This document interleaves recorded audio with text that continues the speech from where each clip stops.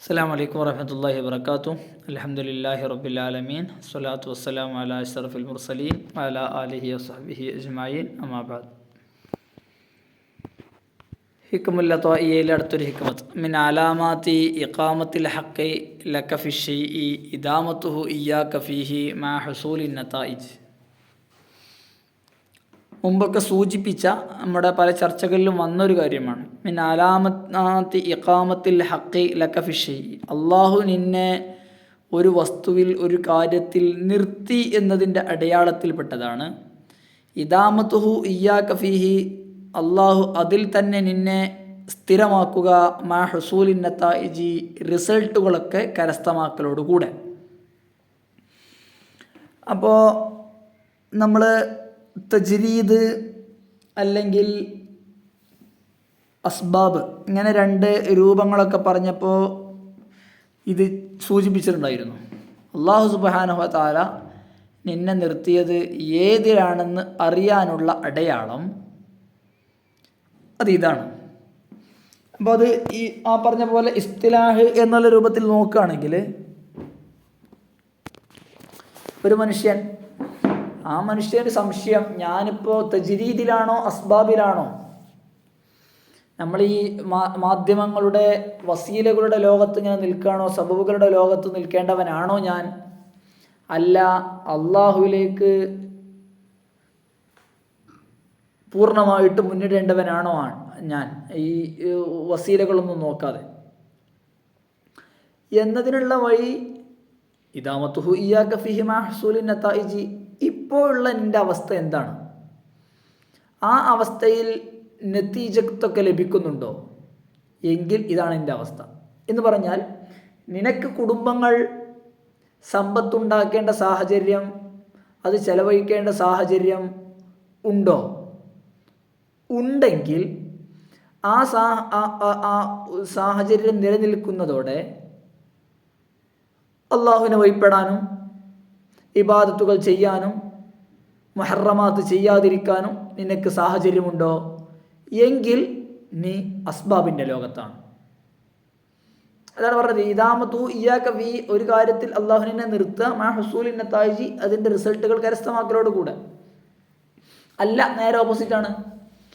നിനക്ക് സമ്പത്തോ കുടുംബമോ ഒന്നും നോക്കേണ്ട ആവശ്യമില്ല നിലവിൽ, അതില്ലാതെ നിൻ്റെ കാര്യങ്ങൾ നടക്കുന്നുണ്ട്, ഇബാദത്തും കാര്യങ്ങളും അതും നടക്കുന്നുണ്ട്, എങ്കിൽ നീ തജ്രീദിലാണ്. നമ്മൾ മുതഅല്ലിമിൻ്റെയും മറ്റൊക്കെ ഉദാഹരണങ്ങളാണ് സൂചിപ്പിച്ചതാണ്. അപ്പോൾ ഏതവസ്ഥയാണ് എനിക്ക് ഖൈറ് എന്ന് മനസ്സിലാക്കാൻ നിലവിലുള്ള അവസ്ഥയിൽ നിൻ്റെ പാടെന്താണെന്നുള്ളതാണ്. അപ്പോൾ അതേസമയം ഞാൻ ഇപ്പം അങ്ങനെ ചിന്തിക്കുകയാണ്, എനിക്ക് പൈസ ഒന്നും ഉണ്ടാക്കേണ്ട ആവശ്യമൊന്നുമില്ല, പക്ഷേ എൻ്റെ കാരണത്താൽ എൻ്റെ ഭാര്യ, എൻ്റെ മക്കൾ, എൻ്റെ കുടുംബം അവർ പട്ടിണിയിലാവുന്നുണ്ട്. ഞാനിങ്ങനെ ഇബാദത്തായിട്ട് നടന്ന എൻ്റെ കാര്യങ്ങളൊക്കെ നടക്കുന്നുണ്ട്, പക്ഷേ എന്നെ ആശ്രയിച്ച് കഴിയുന്നൊരു കുടുംബമുണ്ട് അവിടെ. ആ കുടുംബത്തിന് മുന്നോട്ട് പോകാൻ മാർഗമില്ല, വഴിയില്ല എന്നാണെങ്കിൽ അത് പ്രശ്നമാണ്. കാരണം ഇതുവഴി ഇതിൻ്റെ നതീജത്ത് ലഭിക്കുന്നില്ല. ആ നതീജത്ത് ലഭിക്കുമ്പോൾ മാത്രമേ ഈ അവസ്ഥ അള്ളാഹുവിൻ്റെ മാർഗത്തിൽ ആവുന്നുള്ളൂ എന്നർത്ഥം. ഓക്കെ, ഇതാണ് ഇതിൻ്റെ ഒരു പൂർത്തീകരണം. ഇത് നമ്മൾ ഈ പറഞ്ഞ പോലെ ഏത് കാര്യത്തിനും ഇത് വെക്കാം. അല്ലാതെ വേറെ ഈ തജ്രീദ് അസ്ബാബ് എന്നുള്ള മൊത്തത്തിലുള്ളൊരു ഇത് മാത്രമല്ല. നമ്മളൊരു യാത്രക്ക് ഉദ്ദേശിക്കുന്നു, നമ്മളൊരു ജോലി ആവശ്യാർത്ഥം വിദേശത്തേക്ക് പോകുന്നു, അല്ലെങ്കിൽ പഠിക്കാൻ വേണ്ടി ഒരു യൂണിവേഴ്സിറ്റിയിലേക്ക് പോകുന്നു. എല്ലായിടത്തേക്കും വെക്കാനുള്ള മാനദണ്ഡം ഇതാണ്. ഇദാമത്തുഹു ഇയ്യാക ഫീഹി മാ ഹുസൂലിൻ നതായിജി. ലഭിക്കുന്നുണ്ടോ?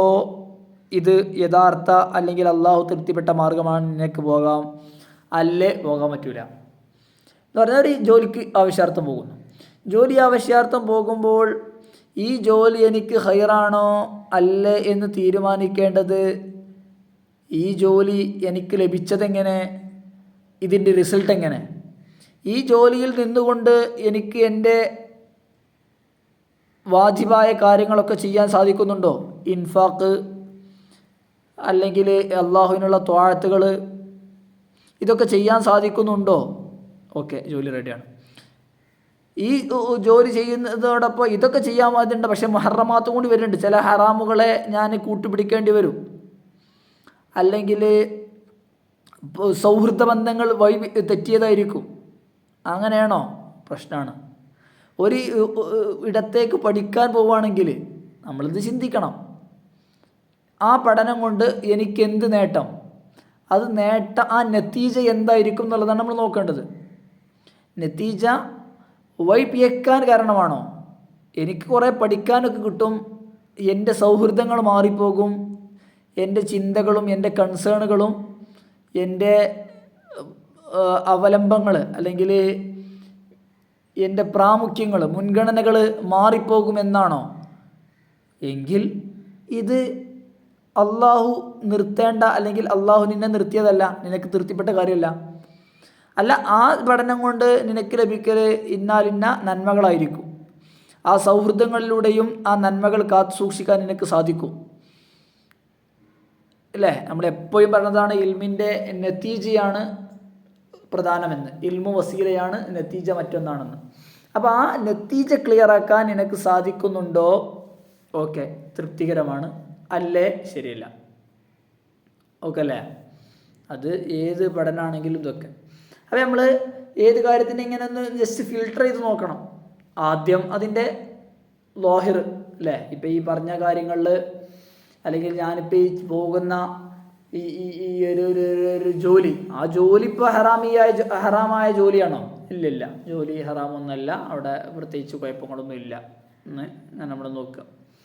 പിന്നെ അതുപോലെ തന്നെ അതിൻ്റെ പല രൂപങ്ങൾ അല്ലേ, ഇതിലൂടെ വരുന്ന അവസരങ്ങൾ, അല്ലെങ്കിൽ അവിടുത്തെ സാഹചര്യങ്ങൾ, അല്ലെങ്കിൽ ഈ ജോലി ലഭിച്ച ഇത് അല്ലേ, നമ്മൾ എന്തൊക്കെയോ ഹറാമായ മാർഗങ്ങളിലൂടെ എന്തെല്ലാം ആർക്കൊക്കെയോ കോഴ നൽകിയും മറ്റൊക്കെ ഇത് തരപ്പെടുത്തിയതാണെങ്കിൽ പ്രശ്നമാണ്. അവസാനം സൂക്ഷ്മമായിട്ട് നോക്കേണ്ടത് നമ്മൾ നേരത്തെ പറഞ്ഞ നത്തീജയാണ്. നത്തീജ എങ്ങോട്ടാണ് വരുന്നത്? നത്തീജ ഒരു റൂഹിയായിട്ടുള്ള ആന്തരികമായിട്ട് നമ്മിൽ നടത്തുന്ന സ്വാധീനം എന്താണ്? അത് പോസിറ്റീവാണോ നെഗറ്റീവാണോ? നെഗറ്റീവാണെന്ന് ആകുമെന്ന് നമുക്ക് ഭയമുണ്ടോ? തിരഞ്ഞെടുക്കരുത്.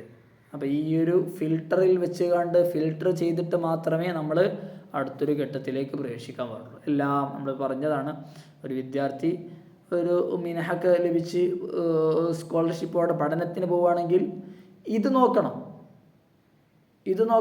ഏതെങ്കിലും കൺട്രികളിൽ നിന്നൊക്കെ ആക്കേണ്ട, നമ്മുടെ കൺട്രിയിൽ നിന്ന് തന്നെ ഉള്ള വിദ്യാഭ്യാസ സ്ഥാപനങ്ങളിലേക്ക് പോകുമ്പോൾ നമ്മൾ ഈ അളവുകോല് മാനദണ്ഡം വെച്ച് നോക്കണം.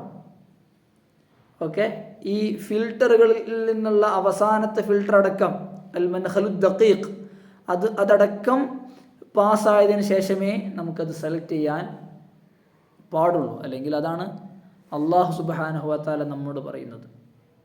ഒരു കച്ചവടം, ആ കച്ചവട ബിസിനസ് നമ്മൾ സ്റ്റാർട്ട് ചെയ്യാണ്, അല്ലെങ്കിൽ നിലവിലുള്ള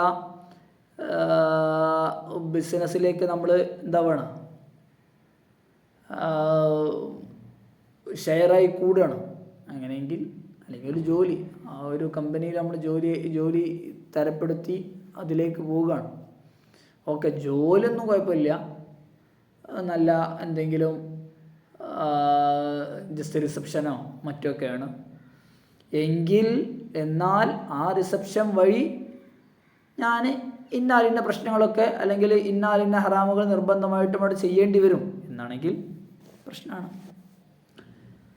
യെസ്, എല്ലാം അല്ലേ, നമ്മളെന്ത് തുബഹായാലും മത്വാമിലെ ജോലി ആയാലും എല്ലാ കാര്യങ്ങളും ഇങ്ങനെ തന്നെ നമ്മളിതിന് അളവുകോല് വെച്ച് നോക്കുക. ഇസ്തഫ്തി നഫ്സക് വൈൻ നഫ്താക്കൽ മുഫ്തൂ എന്ന് പറയില്ല, അല്ലെങ്കിൽ ഇസ്തഫ്തി ഖൽബക്. ഈ ഖൽബിനോട് ഇസ്തിഫ്താ തേടിയിട്ടാണ്. ഖൽബ് എന്ന് പറഞ്ഞാൽ എൻ്റെ ഹവക്കനുസരിച്ച് പ്രവർത്തിക്കാനുള്ളതല്ല. ഖൽബ് എന്ന് പറഞ്ഞാൽ നമ്മളെപ്പോഴും പറയുന്ന പോലെ അലാ വഹിയൽ ഖൽബ് അല്ലേ, ഖൽബാണ് കേന്ദ്രീകരണം. ആ ഖൽബിൽ വെച്ച് നമ്മൾ അളന്നു നോക്കുക, അള്ളാഹുവിൻ്റെ മാർഗങ്ങൾക്ക് വിരുദ്ധമാണോ അനുകൂലമാണോ എന്നൊക്കെ അളന്നു നോക്കിയിട്ടാകണം നമ്മളതിനനുസരിച്ച് വിധിക്കേണ്ടത്. അങ്ങനെ വിധിക്കുമ്പോൾ, അല്ലെങ്കിൽ അതിനനുസരിച്ച് സെലക്ട് ചെയ്യുമ്പോൾ വേറെ കുറേ ബർക്കത്ത് നമുക്ക് ലഭിക്കാനുണ്ട് ജീവിതത്തിൽ. ധാരാളം അനുഭവങ്ങളിലൂടെ നമുക്കത് സ്ഥിരപ്പെടുത്താൻ സാധിക്കും നമ്മുടെ പരിചയങ്ങളിലും മറ്റൊക്കെ ഉള്ള.